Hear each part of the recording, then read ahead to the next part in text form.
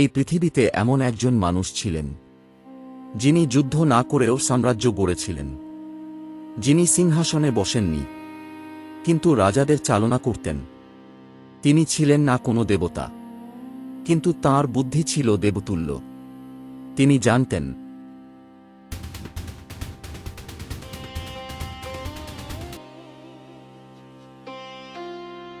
ক্ষমতা আসে বাহু থেকে নয়, ক্ষমতা আসে মস্তিষ্ক থেকে। তিনি শিখিয়েছিলেন, বন্ধু কাকে বলে, শত্রু কাকে বলে, আর কখন নীরব থাকাই সবচেয়ে ভয়ঙ্কর অস্ত্র।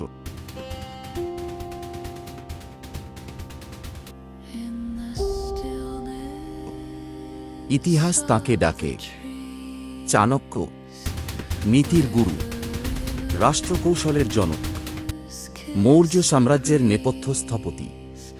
আজকের এই ভিডিওতে আমরা জানব চাণক্যের সেই শিক্ষা, যা আজও রাজনীতি, ব্যবসা এবং জীবনের প্রতিটি যুদ্ধে অপরাজয় করে তোলে মানুষকে।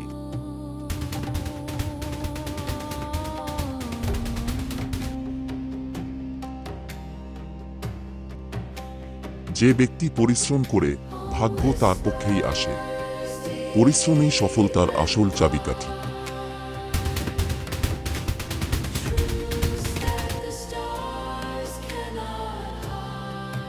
দুই, জ্ঞানী মানুষের সবচেয়ে বড় শক্তি।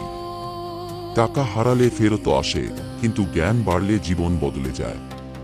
3, সময় সবচেয়ে মূল্যবান সম্পদ, একবার চলে গেলে আর ফিরে আসে না। সময় নষ্ট করা মানে জীবন নষ্ট করা।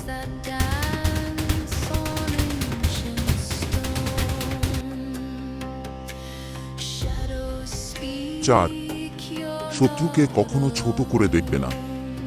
ছোট শত্রুও বড় ক্ষতি করতে পারে।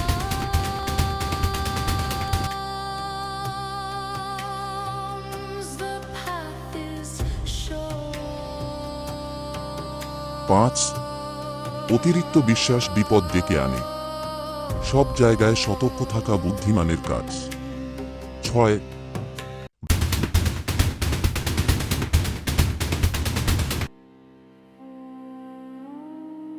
ভালো বন্ধু ও ভালো বই, দুইটাই জীবনের সেরা সম্পদ। বন্ধু মানুষকে গড়ে তোলে, বই চিন্তা বদলে দেয়।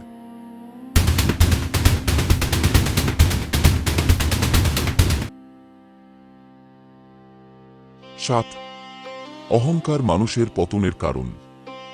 বিনয়ী মানুষকে বড় করে। 8, কঠিন সময়ই মানুষকে চিনিয়ে দেয়। বিপদে কে পাশে থাকে, সেটাই আসল পরিচয়। 9,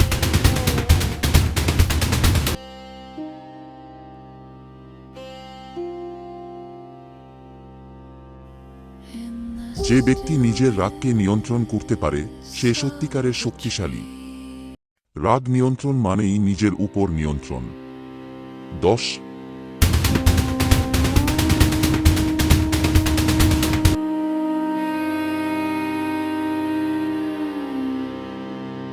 অর্থ, শিক্ষা ও শৃঙ্খলা, এই তিনটি থাকলে জীবন সফল হয়। শুধু স্বপ্ন নয়, নিয়মিত পরিশ্রমই ফল দেয়।